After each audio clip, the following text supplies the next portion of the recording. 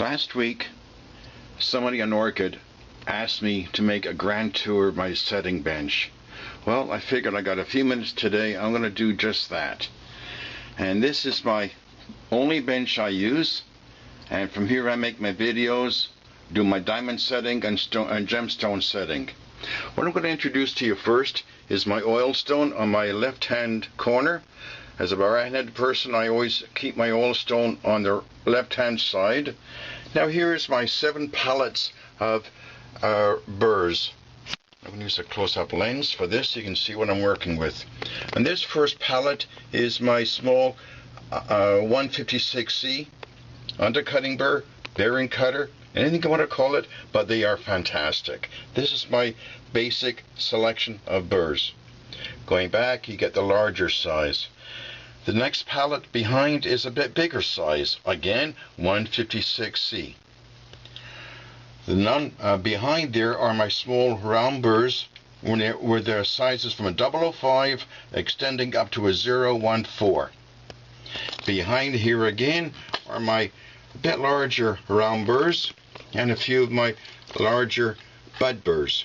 In the back are, you can see barely, are my extra my high-speed steel burrs, which I don't use too often, but they are there just in case I need it. Here are my favorite 77B cup burrs, making a claws rounded. In front of that, another selection of more round burrs. I think I may have about $4,000 in burrs on my bench at one time. Going to the center of my bench, my operating area is my bench peg with the rails on the side to prevent any stones from falling off. A recessed area to capture any stones that I may be needing. Going to my little pallets of stones. You can buy these at a furniture store. And why I like them is because any loose stones, instead of falling off the bench, they're all kept in a small receptacle. And here you have a little pack, a little container switch, millimeter size, 2.75 millimeters, and this is for a 6 millimeter square stone princess. And this bench was not staged for this video. This is my working bench.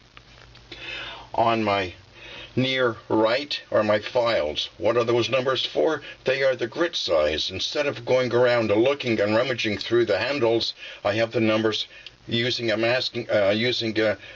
black marker. I'm putting the numbers on it so you can see a grit number 2, 4, 0, 1, and that's how I know exactly what I need instead of wasting my time. Here on my near right is my favorite Fordham micro motor. Why do I like it? Because I think this is one of the lightest machines available. You don't have to carry the shaft of the motor on a pole. It's all in your hand. And if you can hear the sound of it, that's pretty well top speed. It's quiet. There we go. And has a fan and motor all in the handpiece.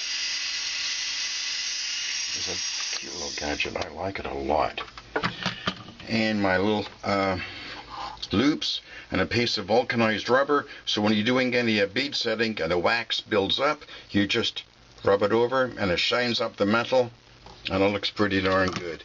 And in the center of my bench in the lower section, get the light to show you better, are my I've got 5 boxes of my high-speed steel burrs.